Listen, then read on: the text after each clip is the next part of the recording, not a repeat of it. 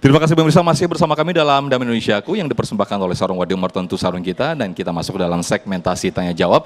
Ada 4 jamaah, ada 2 ibu-ibu dan 2 bapak-bapak yang sudah siap dengan pertanyaannya. Saya persilakan terlebih dahulu ada Ibu Supriyati ya Bu ya, betul? Boleh berdiri Ibu Supriyati, disampaikan pertanyaan dan akan dijawab terlebih dahulu oleh guru kita Ustazah Kotrun Nada. Silakan Ibu. Waalaikumsalam warahmatullahi wabarakatuh. Mic-nya boleh didekatkan lagi Ibu? Oke. Saya Ibu Supriyati dari Talim Al-Falah. Saya ingin bertanya, bagaimana yang dimaksud dengan mengubah sudut pandang negatif menjadi positif ketika anak tidak mau melakukan apa yang kita mau. Padahal kita ingin mendisiplinkan anak, bisa diberikan contohnya? Baik, bagaimana mendisiplinkan anak, intinya begitu ya Bu Supriyati ya. Baik, boleh duduk kembali Bu Supriyati, silakan Ustazah. Baik, Masya Allah, Bismillah, walhamdulillah. Mendisiplinkan anak. Yang pertama, seperti yang saya sampaikan di segmen berikutnya, bahwa cara yang efektif dalam mendisiplinkan anak adalah satu, dari orang tuanya. Ya, orang tuanya yang harus memberi contoh. Pokoknya nak, mama senang kalau kamu tuh sholat awal waktu. Itu kan sebuah bentuk disiplin yang kita harapkan. Tapi mohon maaf, begitu waktunya sholat, orang tuanya masih di depan TV. Pokoknya nak, mama gak suka kalau kamu tuh main handphone terus, karena handphone tuh gak bagus buat kamu. Tapi orang tuanya, artinya kita harus menjadi contoh. Ya, nggak masalah handphone itu baik, akan tetapi yang kedua caranya, selain contoh dari orang tuanya, yang kedua kita harus punya aturan. Aturan yang komit. Ya, bukan hanya dari seorang ibu yang memiliki kedisiplinan, yang menerapkan punishment dan reward. Artinya kalau dia menjalankannya kita beri pujian, kalau dia melanggarnya kita beri sebuah teguran gitu ya. Bukan hanya dari seorang ibu, tapi dari seorang ayah. Kadang-kadang kurang kompak emak sama bapaknya. Ibu sama bapaknya kurang kompak, ibunya tegas, ayahnya sini nak, jangan bilang-bilang ibumu ya. Nah itu yang kedua, ya, bahwa harus kompak.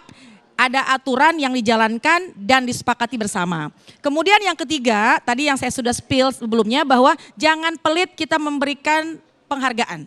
Jangan pelit kita memberikan reward kepada mereka. Ketika ada sebuah prestasi yang memang kita pengen dan juga dilaksanakan baik olehnya, maka kita berikanlah apresiasi, berikanlah hadiah. Bukan hanya hadiah, tapi pujian atau sesuatu yang sesuai dengan usianya. Maka itu akan menjadi motivasi. Bukan materialistis, bukan. Tapi artinya memotivasi ketika dia mendapatkan pencapaian, ada reward yang dia dapat. Dan ketika dia melanggar sebuah peraturan, maka tegas kita dalam memberikan punishment-nya, memberikan sebuah teguran, memberikan sebuah hukuman gitu ya. Dan yang tidak kalah penting adalah keluarga, semuanya.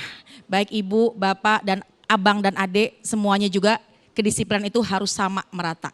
Jangan kita hanya tegas kepada si abang, adiknya diberikan kelembutan atau diberikan kelunakan. Adiknya diberikan keras, abangnya diberikan, semua harus adil. Insya Allah pelan-pelan itu akan bisa menjadi sesuatu yang efektif dalam mendisiplinkan anak-anak kita. Baik, terima kasih Ustazah. Artinya menjadi pertanyaan buat kita sendiri bahwa ketika kita ingin mengasuh atau mendisiplinkan anak, apakah kita sudah disiplin? Nah itu menjadikan pertanyaan besar bagi kita selaku orang tua. Nah kami persilakan berikutnya ada Bapak Aziz. Boleh berdiri Bapak Aziz, nanti akan dijawab oleh guru kita Syekh Fikri Thorik.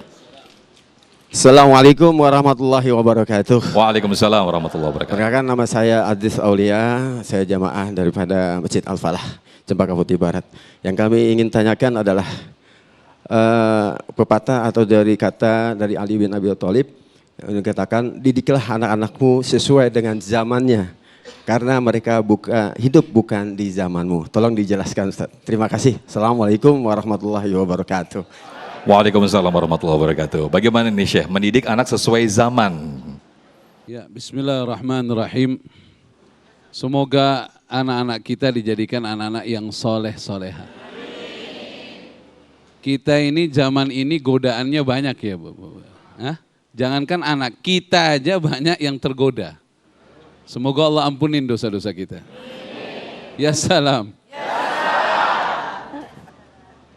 Jadi begini Bapak Abdul Aziz, anak kita didik diantaranya kita tetap menggunakan suri tauladan, cara mendidik adalah Nabi kita Muhammad. Pertama, yang perlu kita dalami adalah alimhum bil hub, sebagaimana tadi Ustazah sering menyampaikan. Ajarkan anak dengan penuh cinta. Sebisa mungkin orang tua harus mendapatkan cintanya anak. Jadi kita gimana caranya anak kita cinta sama kita dulu deh. Karena itu otomatis. Begitu anak itu cinta sama orang tuanya, dia tidak mau menghancurkan orang tuanya dengan kenakalannya. 1000 teman yang bandel di luar, itu tidak akan pengaruh baginya karena cinta sama orang tuanya. Nabi kita Muhammad sallallahu alaihi wasallam itu mendidiknya dengan cinta. Tadi Ustazah sampaikan gimana waktu ketemu Sayyidati Fatimah. Itu kalau ketemu putrinya Sayyidati Fatimah, kalau datang ke rumahnya beliau berdiri menyambut putrinya, dicium jidatnya dan dipuji putrinya, apalagi dengan cucunya Al Hasan wal Husain radhiyallahu taala anhum. Beliau mau jadi onta-ontaan buat cucunya. Jadi yang diambil cintanya. Insya Allah setelah cinta kita dapati dari anak kita, kita bisa mengarahkan. Bagaimana keadaan sekarang? Nah, keadaan sekarang kan dengan dunia informasi yang terbuka. Di mana-mana ada apa namanya? Udah zamannya internet ini sekarang ini. Saya pernah nanya tuh sama guru kita tuh, gimana didik anak sekarang dengan dunia yang terbuka seperti ini? Guru saya jawab begini, kalau kamu bertanya sama saya, cara menghilangkan ombak di laut tidak ada jawabannya. Ya salam dulu bilang ya salam. Ya salam. Di laut kan ada ombak kan?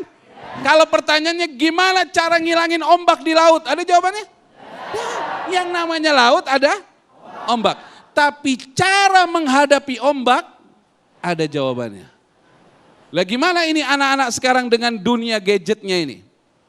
Beliau bilang at-tafhim wal muraqabah. At-tafhim wal muraqabah. Yang pertama adalah memberikan dia pemahaman. Ini HP ini gunanya buat ini, ya pemahaman. Tapi gimana caranya masuk ke anak sekarang itu, cara ngasih pemahaman kepada mereka, ya kita dengan cerita. Karena anak di zaman ini nggak mau digurui. Ada sebagian anak-anak tuh merasa dia lebih pintar dari kita Bapak Ibu. Ada nggak yang begitu? Hampir semuanya. Ya salam, ya salam. Jadi kita lempar bola, at-tafhimnya gimana? Kita lempar bola, nanya sama dia. Kira-kira kalau begini bagus gak kalau begini? Jadi, ya salam dulu deh, ya salam. Nabi Ibrahim dapat perintah dari Allah. Menyembelih anaknya siapa namanya? Nabi Ismail. Apa yang Nabi Ibrahim katakan? Ra'aitu ya bunayya inni ara fil manam anni azbahuka fandur madza tara. Saya ngelihat di tidur saya nyembelih kamu. Karena dia nabi kan, kalau nabi mimpinya berarti kan perintah.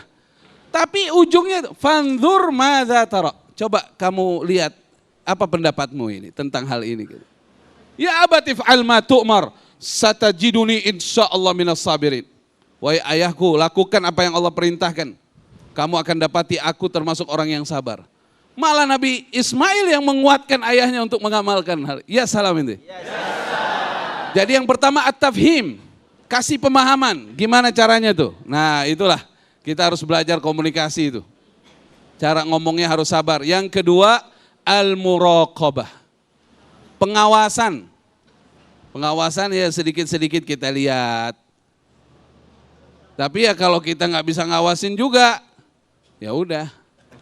Banyak-banyak doa, minta penjagaan pada Allah Subhanahu wa ta'ala. Intinya, di setiap zaman ada halangannya, ada rintangannya, ada bahayanya.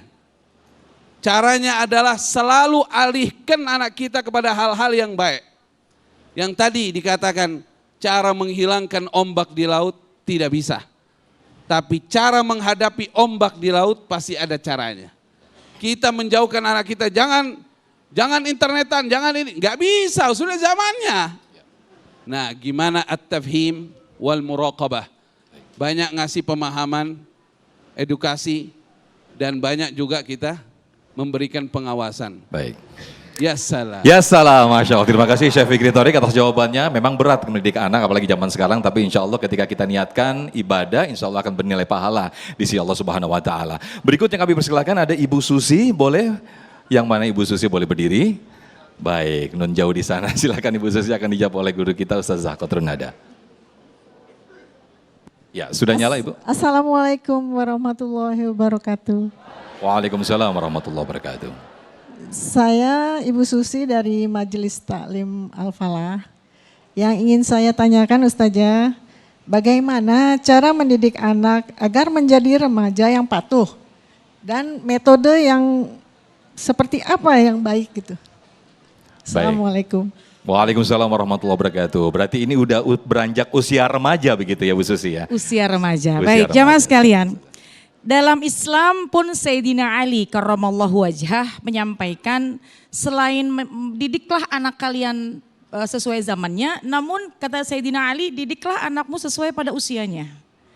Ketika usia 0 sampai 7 tahun, didiklah ia seperti layaknya dia raja. Dengan cinta, dengan kasih sayang, bukan berarti semua diturutin, bukan, tapi raja. Apa yang dia inginkan kita coba persiapkan. Kenapa? Karena di usia itu adalah usia sedang tumbuh kembangnya dengan harus penuh dengan cinta, cinta dan cinta. Ya. Kemudian yang kedua, ketika sudah usia 7 sampai 15 tahun, didiklah anakmu seperti tawanan. Apa maknanya tawanan? Seperti seseorang yang sedang menjalankan sebuah aturan-aturan. Dan memang usia 7 sampai 15 tahun ini masa di mana sudah usia baligh. Ya. 7 sampai 15 tahun. Ada yang sudah bermimpi laki-laki, ada yang sudah haid. Di usia-usia ambang 7 sampai 15 tahun. Diberikan disampaikan bahwa hukuman ketika enggak sholat, bagaimana peraturannya ketika seorang perempuan wanita yang sudah baligh menutup aurat dan sebagainya. Dan bahkan memang dalam Al-Quran pun memang diperintahkan dalam Islam ketika usia 7 tahun didiklah dan sampaikanlah perintah untuk mengerjakan sholat. 10 tahun gak sholat, pukul dengan pukulan yang tidak membekas. Di masa yang kedua, 7 sampai 15 tahun. 15 tahun ke atas, didiklah anakmu seperti teman, seperti kawan. Ya, artinya usia remaja itu biasanya di masa-masa 15 tahun ke atas. Jadi 0 sampai 7 dengan cinta, ya, pemberian yang terbaik tentunya. 7 sampai 15 ada sebuah aturan-aturan, kamu udah harus sholat ya, kamu udah harus menutup aurat ya dan lain sebagainya dengan tentu pujian-pujian, dengan cinta dan kasih sayang. Tapi ketika usia 15 tahun ke atas, tarik lagi anak, yaitu jadikan dia teman. Karena kalau tidak kita menjadikan dia teman, dia akan mencari teman di luar yang belum tentu benar. Ya, jadi tadi Syekh guru kita menyampaikan bahwa kita nih harus membuat sesuatu yang bikin anak kita senang sama kita. Di antaranya apa? Yang pertama, jangan gampang disalahin. Jangan gampang diomelin. Pasang telinga kita untuk mendengarkan masukan-masukannya. Jangan membuat dinding pemisah sama anak remaja kita. Mereka kalau dikasih dinding pemisah gampang pelampiasannya. Ada HP, ada teman, ada pergaulan dan lain sebagainya. Jadi bagaimana caranya? Yang pertama, cari quality time. Dalam satu hari cari kualitas waktu. Anak remaja itu sudah sangat sulit. Dulu masih kecil kita ajak kemana-mana pasti mau ngikut. Tapi sekarang kita mau ajak kemana-mana enggak ada acara. Betul? Kalaupun enggak ada acara mendingan di rumah aja. Jadi satu adalah kita cari kualitas waktu. Enggak harus banyak, tidak harus berkuantiti, tidak harus sering. Tapi satu, tapi berbobot. Ada kedekatan emosional antara kita dengan anak-anak kita yang remaja. Kita lebih banyak mendengarkannya. Ya. Kemudian yang kedua, yang tidak kalah penting adalah kita boleh kok mengetahui bagaimana kehidupannya. Ketika pertama berkualitas, membuat suatu quality time bersama mereka. Yang kedua, kita boleh terjun ke dalam kehidupannya. Jangan anti dulu nih, jangan anti dulu dengan kehidupan mereka. Kita bisa masuk ke dalam kehidupan mereka tanpa kita menolaknya, sambil kita ngawasin. Kalau ada yang salah, pelan-pelan kita kasih taunya. Nggak bisa dikerasin anak sekarang. gitu ya. Nah kemudian yang ketiga tentunya bagaimana mendidik remaja, kita cari tahu siapa kawan-kawannya. Karena almar'u ala dini khalilihi, seseorang itu tergantung agama kawannya. Jadi perlu kita cari tahu siapa kawannya, siapa temannya. Kalau temannya udah aman, temannya insya Allah yang memang senang pendidikan, yang aman pokoknya insya Allah kita pun juga merasa aman. Jadi kalau kita tanya sama si anak, kamu lagi berteman sama siapa? Kamu lagi apa? Susah. Tapi boleh kita cari tahu siapa kawannya. Karena di usia remaja itu biasanya mereka sudah mulai ada teman, sudah ada pergaulan ya. Jadi orang tua harus masuk ke dalam kehidupan mereka, yang jangan sampai ada dinding pemisah di antara orang tua, khususnya ibu kepada anak remaja. Baik, Masya Allah. Jadi tidak ada salahnya ya kita misalnya orang tua ikut nge-mall bareng sama anak, nongkrong bareng sama, nggak ada salahnya Ustazah ya? Boleh, justru Boleh. kita asik-asik aja sama Asik mereka. aja. Jadi ngerasa ih ibuku asik banget nih gitu ya. Masya Allah. Artinya tentu dengan batasan-batasan yang kita tahu gitu. Baik, rasa cinta dan rasa percaya itu dulu kita tanamkan kepada anak sehingga anak apapun kita nasihati insya Allah akan nurut ya. Dan berikutnya ada Bapak Abriko, boleh berdiri. Bapak Abriko akan dijawab oleh guru kita Syekh Fikri Thorik. Silakan Pak Abriko. Bismillahirrahmanirrahim. Assalamualaikum warahmatullahi wabarakatuh. Waalaikumsalam warahmatullahi wabarakatuh. Saya Abriko, jamaah Al-Falah. Izin bertanya Syekh. Seperti yang saya sampaikan bahwa Rasulullah SAW adalah teladan terbaik di dalam mendidik anak-anak. Beliau mendidik anak-anak dengan penuh kesabaran, keteladanan, ataupun memberikan pemberian ilmu agama sejak dini. Yang kami tanyakan dari hal tersebut, apabila sebagian orang tua sudah berusaha mendidik anak seperti yang saya sampaikan bahwa kenyataannya di era teknologi zaman yang sudah berkembang secara pesat, bahwa anak selalu berulah, artinya sudah kita didik, sudah kita ajarkan, tetapi hal-hal tersebut selalu diulang. Bagaimana, mohon pencerahannya, bagaimana kami sebagai orang tua mendidik anak-anak supaya seperti minimal pola asuh yang Rasulullah SAW ajarkan. Demikian. Assalamualaikum warahmatullahi wabarakatuh. Waalaikumsalam warahmatullahi wabarakatuh. Silakan Pak Abriko. Intinya bagaimana dididik tidak nurut-nurut nih. Susah banget. Silakan Syekh. Ya salam. Insya Allah anak kita selamat semua. Pertama memang untuk sekarang ini terutama, emang setiap zaman sama aja sebenarnya. Tapi sekarang nih doanya dibanyakin. Yang tadi saya sampaikan Pak, kita ini orang tua sekarang ini memang tahajud hukumnya sunnah. Tapi yang sayang anak, jangan tinggal tahajud lagi. Nangis, kita malam nangis sama Allah. Cuman Allah yang bisa jaga mereka. Kita nggak mampu.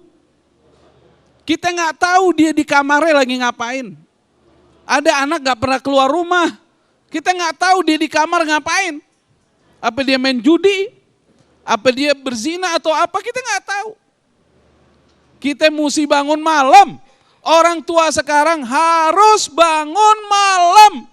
Nangis sama Allah, nangis. Minta taufik hidayah. Ya Allah, jagain anak saya ya Allah. Anak ini aset tertinggi kita, terbesar kita, nggak ada. Duit itu paling bawah. Buktinya orang kalau udah anaknya nggak benar, dia berani ngomong berapapun saya keluarin duit saya, yang penting anak saya benar. Nggak, emang duit kagak ada harganya sebenarnya, anak kita ini.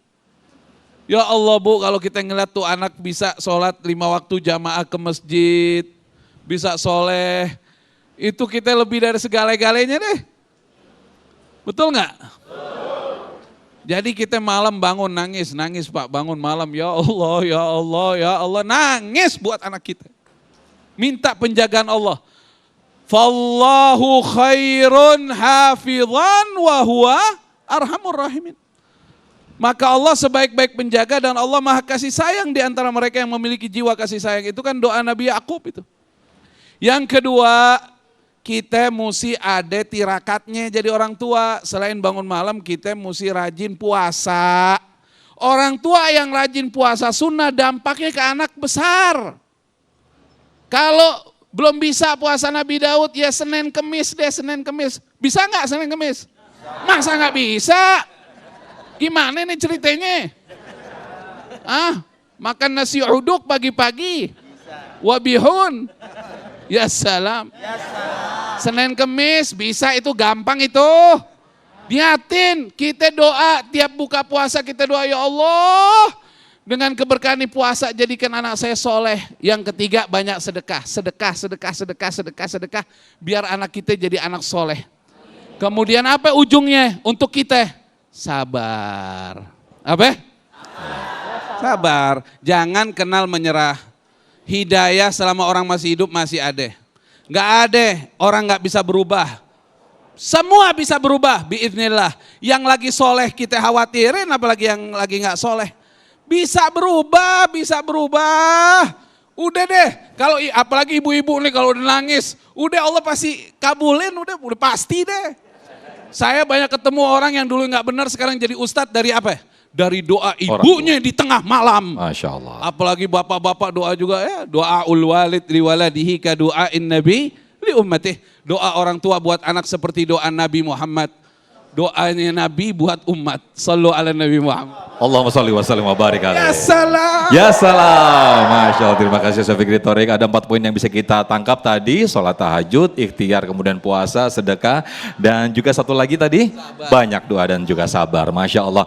Nah pemirsa, selain juga dari jamaah yang sudah tadi mengajukan pertanyaan atau berinteraksi dengan guru-guru kami juga persilahkan bagi Anda pemirsa yang menyaksikan dari rumah bisa bergabung lewat video call WhatsApp kami dengan nomor telepon yang kami cantumkan. Daftarkan pertanyaan Anda dan juga nama Anda. Tetaplah bersama kami dalam Damai Indonesiaku, usai jeda kami kembali.